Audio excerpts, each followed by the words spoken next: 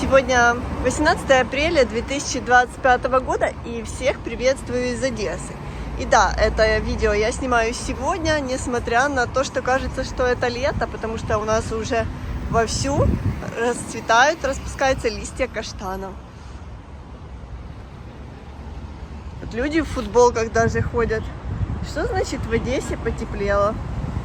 Всем привет из Одессы! Вот так только начала снимать для вас видео, приехала в красивое интересное место показать памятник архитектуры, красивейший в нашем городе, и что я сразу попала на воздушную тревогу. Что сказать, надо смотреть, что летит сейчас на Одессу, потому что все пишут о том, что в городе повышенная опасность перед праздниками и нужно быть очень и очень осторожными. Сейчас возьму телефон и посмотрю. Посмотрела, почему сейчас в Одессе тревога. К счастью для нашего города нету сейчас большой опасности. Можно дальше спокойно идти по улице и продолжать съемку. Хотя вообще сейчас всех предупреждают о повышенной опасности. И дальше в видео уже расскажу почему. В центре города сегодня просто нереальные пробки, особенно район Привоза. Я проезжала, думала, боже, когда я уже доеду? Все люди спешат все купить, подготовиться к праздникам. Поэтому город ожил на все 100%. Посмотрите, уже во всех палисадниках города видны прекрасные тюльпаны. Иногда туристы, когда приезжают в Одессу, спрашивают, а где же находится ваша одесская кирха? Потому что очень хочется сделать возле нее фотографии. А сегодня вам я ее покажу. Одесса всегда была многонациональным городом. Уважительное отношение одесситов к любым верованиям и обычаям оставило значительный след в культурном наследии города. У нас появились и храмы, и синагоги, и мечети, и большинство из них считается настоящим достоянием города. Одним из них является кирха Святого Павла или другое название – лютеранская церковь. Очень нравится, когда рисуют на каких-то заброшенных зданиях, на каких-то, не знаю, альфаторах, на чем угодно. Вот такие красивые рисунки, которые действительно украшают наш город. Посмотрите, какая прелесть.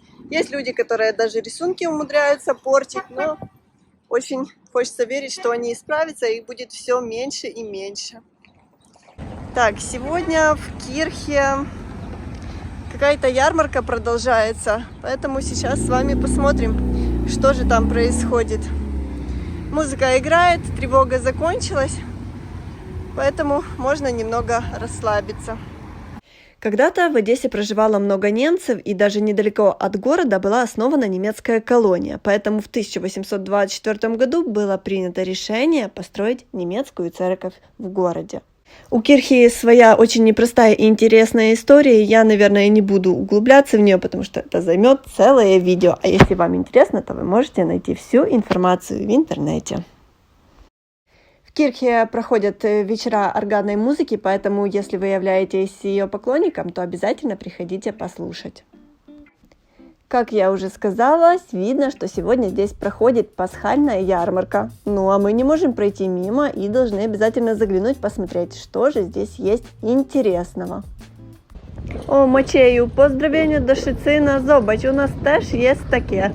Только недавно с Польши присылал нам Мачей фотографию, показывал, что он такое покупал. У нас тоже такое есть. А я, кстати, никогда такого не видела. Посмотрите, здесь можно выпить разные напитки, купить вкусную выпечку. Посмотрите, варится какой ароматный и вкуснейший глинтвейн.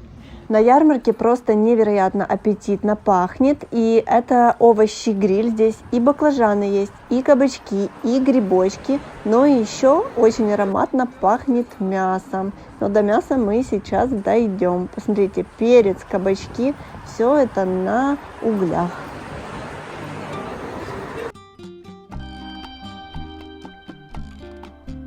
В какой цену колбаски? Мясо 80 гривен 100 грамм. Любое мясо 80 гривен 100 грамм, спасибо. Овощи 60. Овощи 60 гривен 100 грамм. Мясо 80 гривен 100 грамм, любое. Спасибо. Пожалуйста. Видно, что люди на ярмарку приходят, и посмотрите, здесь можно купить даже пасочки. Здесь есть и пончики, и пирожные, и пасочки. Вот маленькие самые пасочки по 30, чуть больше по 60, по 80 и по 100.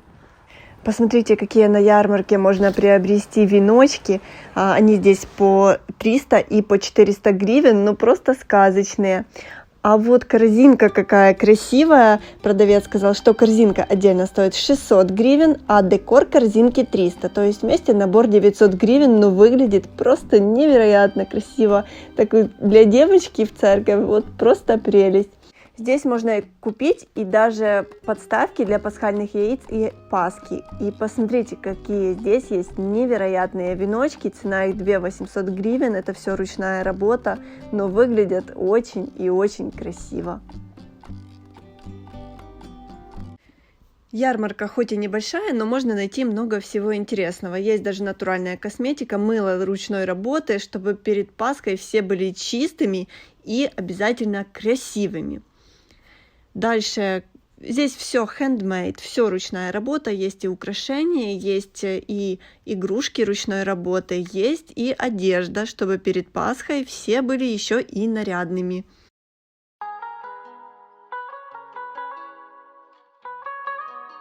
На ярмарке можно увидеть куклы ручной работы. Как сказал продавец, этот стиль называется чердачная кукла. Они очень оригинальные, и в обычных магазинах таких точно не найдешь. Ориентировочные цены на куклы: вот такой вот заяц стоит 700 гривен, куклы поменьше 500 гривен, и вот куклы средних размеров примерно 600 гривен. Все зависит, конечно, от работы и от величины игрушки.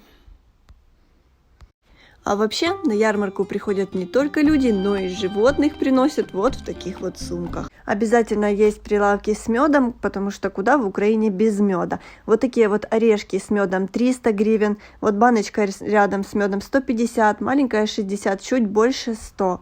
Малиновый мед, маленькая баночка 50, больше 150. Есть здесь и облепиха, и лимон с мятой, и еще различные виды меда. Есть вот такие вот мишки в бутылочках. Это мед из акации, стоит он 150 гривен.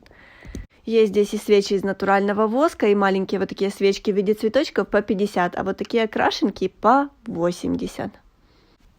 А вот покажу вам, можно сказать, эксклюзивную одежду. Это все тоже ручная работа, это все женщина сама вяжет, и просто идешь, и такой красивенный жакет бросается в глаза. Посмотрите просто в детали, невозможно пройти мимо. Его стоимость $500, но представляете, столько времени и труда нужно в это все вложить, чтобы создать такую красоту. Вот эта женщина сама создает эти красивейшие наряды. Такое платье стоит $1500, но это еще дешево для такой работы. Она здесь рассказывает, сколько времени на все это требуется. По времени это может занимать от 4 до 6 месяцев, чтобы вот связать такое платье. Но, к сожалению, из-за того, что на ярмарке работала громко музыка, не могу в оригинале загрузить видео, и пришлось его переозвучивать. Но вы знаете, вот держа в руках даже эту вещь, просто вот хотелось ее стоять и долго рассматривать. Самое главное, что на ярмарке еще очень и очень приятные продавцы, и отсюда выходишь просто с улыбкой на лице. Эта ярмарка еще будет работать 19 и 20 апреля, поэтому если вам что-то понравилось, обязательно приходите, либо что-то покупайте, либо просто перекусите и хорошо проведите время в окружении вот таких вот милых кроликов. Вот видите, это то, о чем я говорила. Люди очень любят сделать здесь, возле кирхи, фотографии себе на память. Кирха когда-то была самым высоким зданием в городе, ведь ее высота составляла 50 метров. И верхушку кирхи Святого Павла было видно практически из каждой части города. Сейчас, конечно же, из-за новостроев это уже далеко не самое высокое здание в Одессе. Птицы поют, все радуются тому, что наконец-то у нас потеплело. Сегодня плюс 17 градусов, и, как вы видите, одни люди ходят еще достаточно тепло одеты, другие уже ходят в футболке и уже на всю чувствуют лето. Люди с пасочками идут, все подготавливаются к празднику. Смотрите, что самое основное сейчас нужно купить? Это, конечно же, паски. Уже идешь, вот снова поднимаешь голову, и посмотрите, какая красота. Хоть у нас хорошая солнечная погода, скоро Пасха, не нужно забывать о том, что все-таки сейчас война. Буквально каждый день в телеграм-пабликах, во всех новостных каналах приходят уведомления о том, что сейчас каждому нужно быть предельно осторожным, потому что, как я сказала в начале видео, в городе сейчас повышенная опасность. И не только в Одессе, но и во всех городах Украины. Сейчас нужно беречь себя, своих детей, своих близких.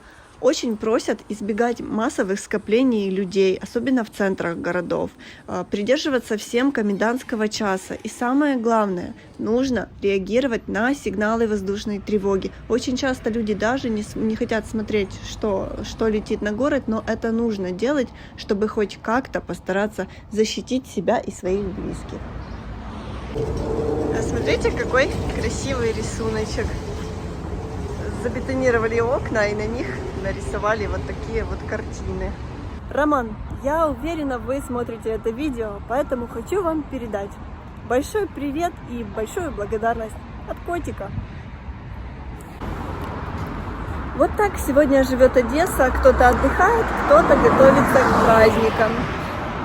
Желаю всем хорошего дня, тихого дня, спокойного дня и до встречи в следующем видео. Пока-пока.